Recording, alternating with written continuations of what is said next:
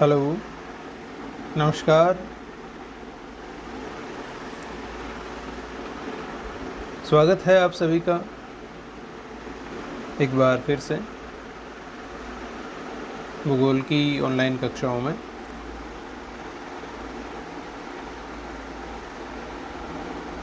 उम्मीद है आप सभी स्वस्थ होंगे और नियमित रूप से आप अपनी पढ़ाई भी कर रहे होंगे। इन ऑनलाइन वीडियोज़ को आप देख रहे होंगे, नोट्स भी बना रहे होंगे। तो देखिए, अपन बात कर रहे हैं भौगोलिक विचारधाराओं के पेपर की, जिसमें अपन को व्यवस्थित या वैज्ञानिक भूगोल के बारे में पढ़ना है। और इसमें अपन सबसे पहले जिस भूगोलवेता की बात करेंगे उनका नाम आप जानते हैं, हम्बोल्ट इनका नाम है, जिनका पूरा नाम है अलेक्जेंडर वॉन हम्बोल्ट। और आज अपन इनकी चर्चा करने वाले हैं, तो आप हेडिंग लगाइए, फिर अपन इनकी बातें करते हैं।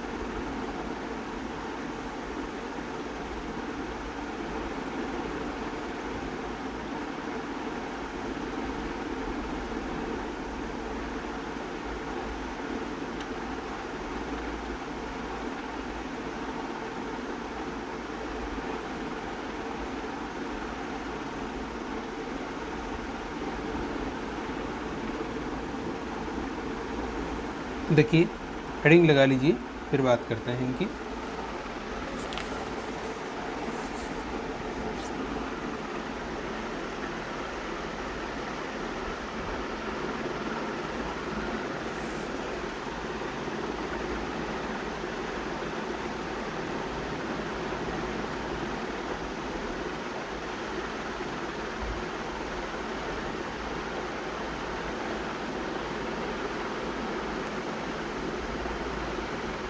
देखिए, हम्बोल्ट का पूरा नाम आपको नहीं सुना होगा। इनका पूरा नाम था Friedrich Heinrich Alexander Baron von Humboldt, ठीक है। और इनका जो जन्म है वो हुआ था पर्शिया में। और इनको अगर इनकी पारिवारिक स्थिति की बात करें तो इनका परिवार है वो एक कुलीन परिवार की श्रेणी में आता था। कुलीन परिवार से थे ये। और इनकी जो पारिवारिक स्थिति थी वो कुलीन थी, और इसकी वजह से इनकी जो शिक्षा है वो भी काफ़ी अच्छी रही।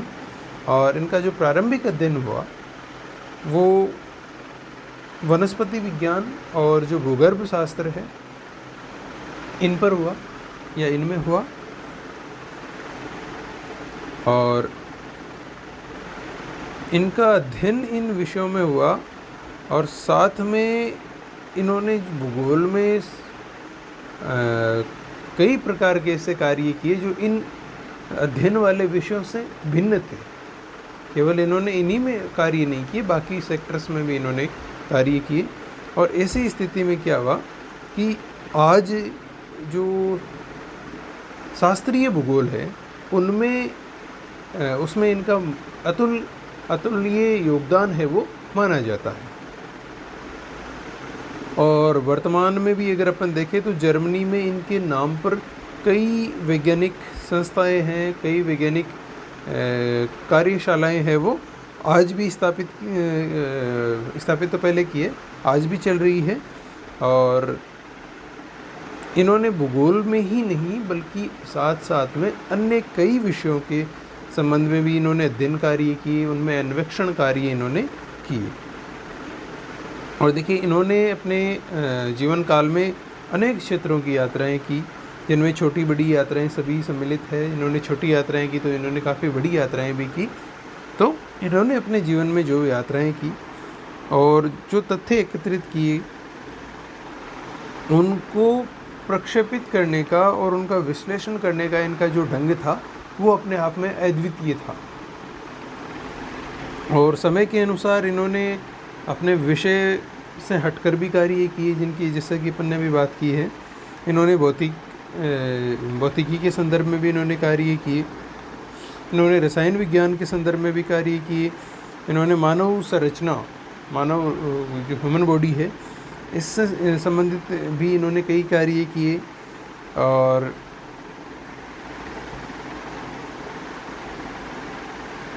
इन्होंने अपनी जो शिक्षा पूर्ण करने के बाद फ्रीबर्ग यूनिवर्सिटी से इनकी शिक्षा हुई थी, हायर एजुकेशन, तो वहाँ से इन्होंने एजुकेशन पूरी करने के बाद में इन्होंने एक खनन भूवैज्ञानिक की पोस्ट पर भी इन्होंने कार्य किया था। और इसके बाद में इन्होंने अनेक क्षेत्रों की यात्राएं की और सबसे पहले ये खनिज इंजीनियर बने। और खनिज इंजीनियर बनने के लिए इन्होंने सैक्सोनी क्षेत्र में जो फ्रीबर्ग यूनिवर्सिटी है वहाँ पर भूविज्ञान का अध्ययन किया और साथ में इन्होंने प्राकृतिक विज्ञानों का भी अध्ययन किया और एक खोजकर्ता के रूप में इन्होंने अपना कार्य है वो शुरू किया। इन्होंने अपने जीवन में स्पेन की यात्राएं की और दक्षिणी अमेरिका की भी इन्होंने यात्राएं की। इसके अलावा क्यूबा, मेक्सिको जो क्षेत्र है इनकी भी इन्होंने यात्राएं की। और इनका जो यात्राओं का ये दौर रहा ये लगभग 1797 से लेके 1804 तक रहा। और इसके बाद 1804 में ये वापस फ्रांस लौट आए। फिर 1827 तक इन्होंने फ्रांस में अपना समय व्यतीत किया और फिर 1829 में इन्होंने साइबेरिया की यात्रा की। तो मतलब कुल मिला के बात ऐसी है कि इन्होंने अपने जीवन काल में कई क्षेत्रों की है वो भौगोलिक यात्राएं इन्होंने की थी।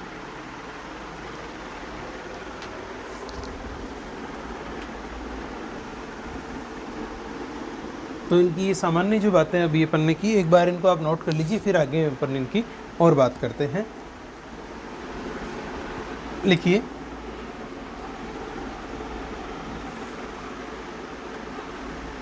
हम्बोल्ट का भूगोल में कोष्टक में लिख लेना, विशेषकर शास्त्रीय भूगोल में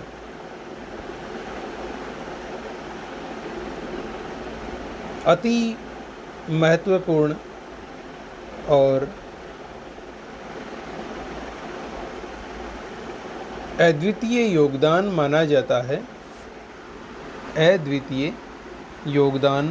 जाता है।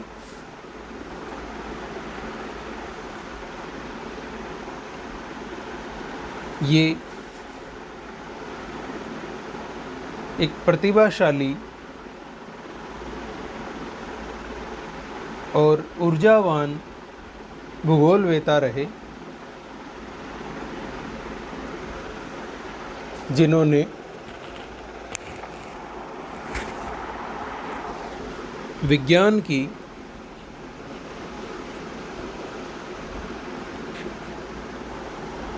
अनेक शाखाओं को जन्म दिया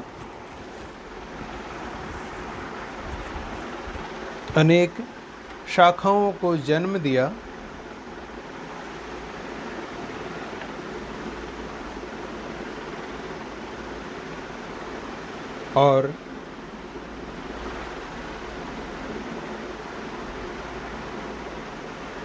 इनके द्वारा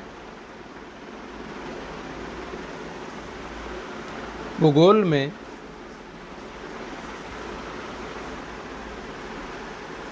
दिए गए योगदान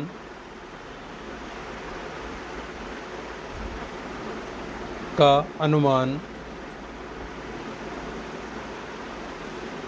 इस बात से लगाया जा सकता है कि इस बात से लगाया जा सकता है कि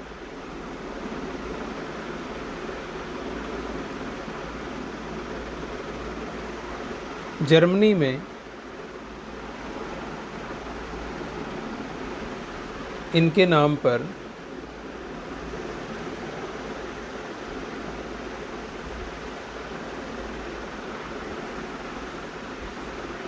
हम्बोल्ट विश्वविद्यालय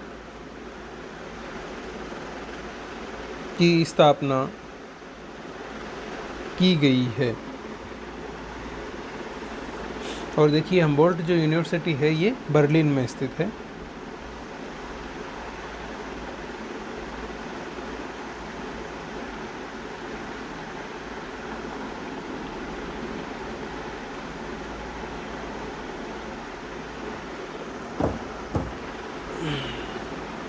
आगे लिखिए, हम्बोल्ट ने अनेक विषयों में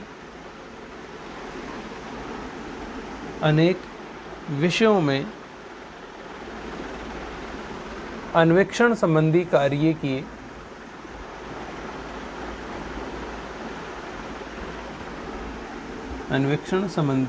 कार्य किए।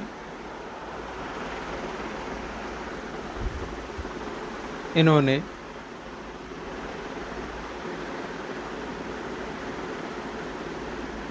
वनस्पति विज्ञान,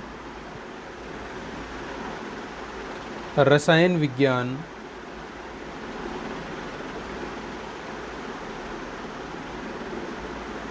भौतिक विज्ञान, इतिहास, भूगोल, शरीर संरचना विज्ञान, एनाटॉमी जिसको कहते हैं, इसके अलावा फिजियोलॉजी, कॉमा लगा के लिखना, शरीर क्रिया विज्ञान आदि में अन्वेषण संबंधी कार्य किए।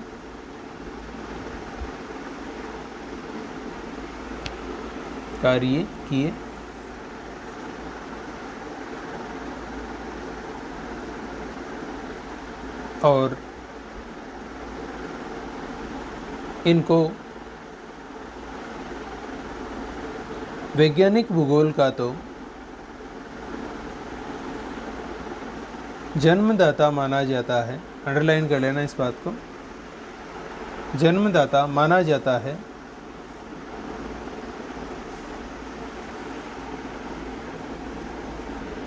आगे लिखिए, हम्बोल्ट की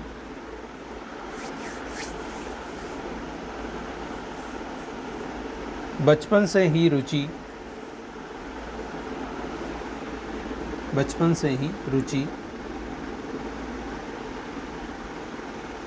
अनेक अन्य स्थानों के भ्रमण और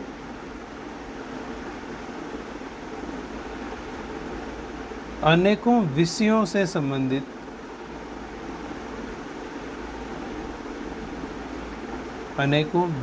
संबंधित ज्ञानार्जन करने की रही थी।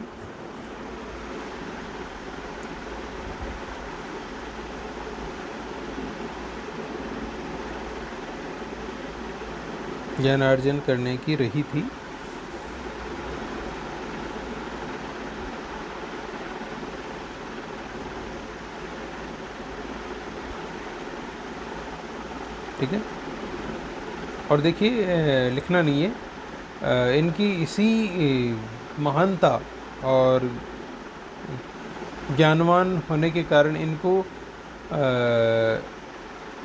नवीन अरस्तु की संज्ञा भी दी जाती है। ठीक है, लिखना नहीं है, बस केवल ध्यान रखना।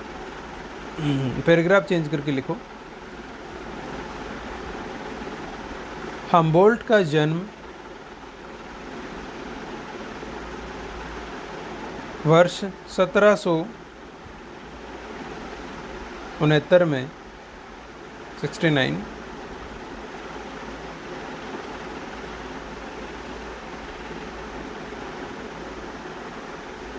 एक कुलीन परिवार में हुआ। कुलीन परिवार में हुआ।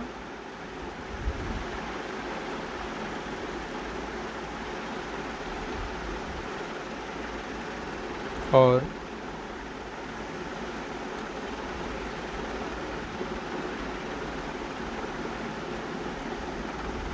इनकी प्रारंभिक शिक्षा यहीं पर संपन्न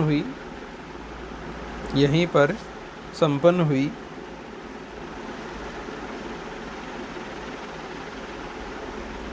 तथा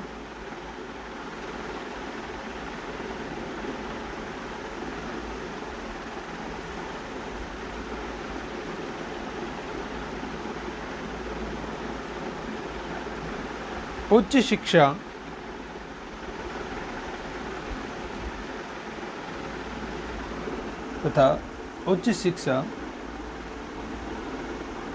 फ्रैंकफर्ट और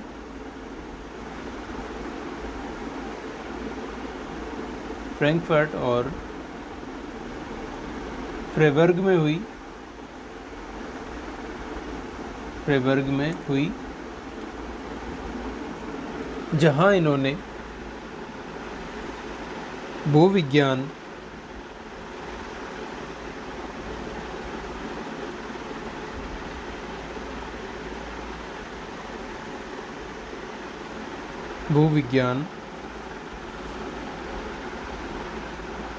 वनस्पति विज्ञान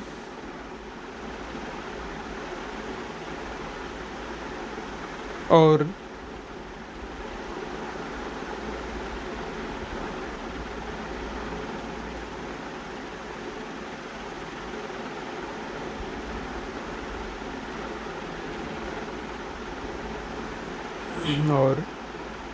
खनिज विज्ञान का अध्ययन किया।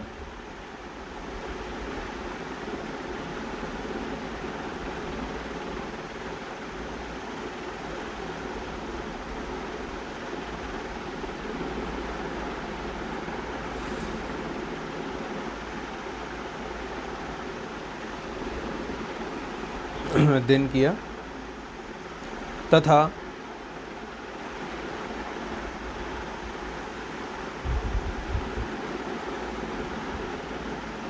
इन्होंने भूविज्ञान में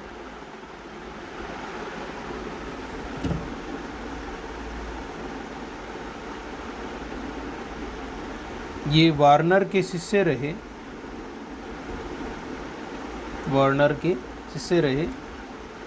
और वार्नर खुद भी एक भूगोलवेता थे। तथा इन्होंने राइसलैंड के भूविज्ञान पर एक शोध पत्र भी लिखा।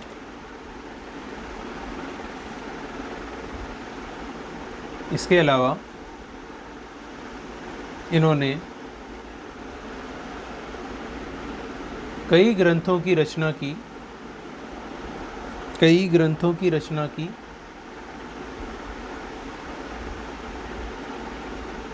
जिनमें से कुछ मुख्य रचनाएं इस प्रकार है।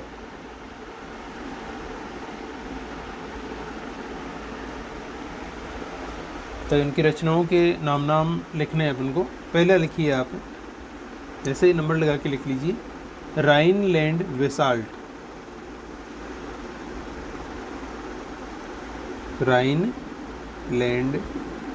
वेसाल्ट। ये क्या था? एक शोध पत्र था जो इन्होंने लिखा 1789 में, 1789।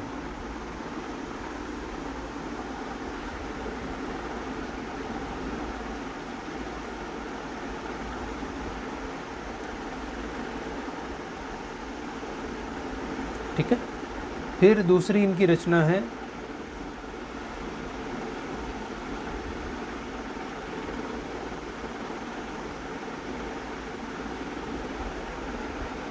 जो इन्होंने वर्ष 1822 में लिखिए, नई दुनिया के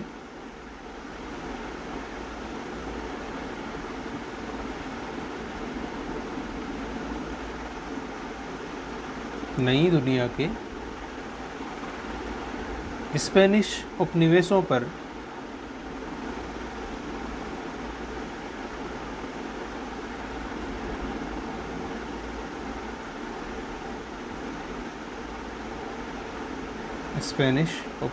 पर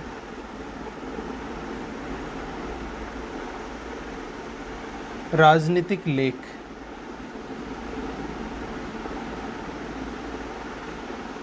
और ये लिखी इन्होंने 1822 में।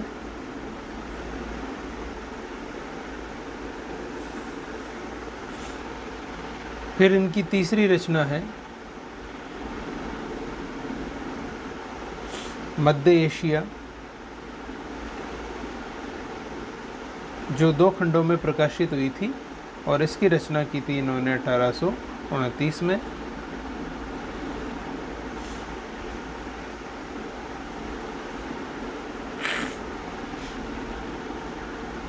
ठीक है। फिर इसके बाद में इनकी अगली रचना है दक्षिणी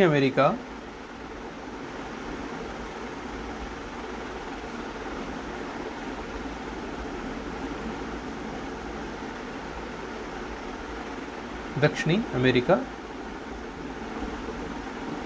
अन्वेषण कार्य।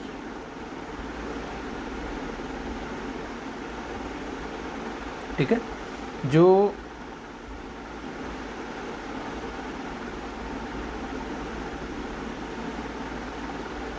उनतीस तो खंडों में है और लगभग 1425 इसमें मानचित्र है।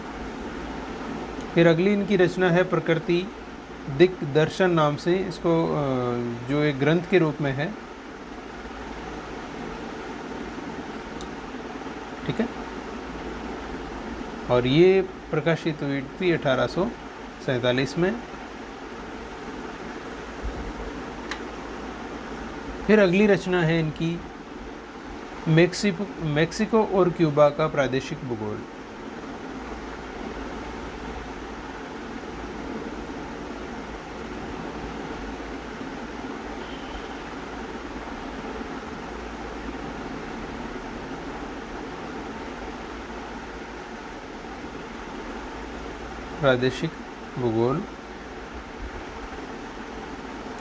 इसके अलावा इन्होंने एक रचना और लिखी थी जिसका नाम है दक्षिणी अमेरिका,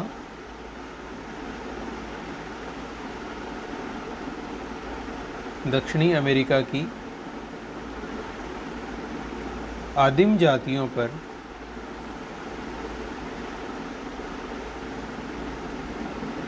एक लेख, जो 2 खंडों में प्रकाशित हुआ था ये भी। और इनके साथ में इनकी सबसे महत्वपूर्ण और जानी मानी रचना, जिसकी अपन अब बात करने वाले हैं लास्ट में, वो है कॉस्मोस।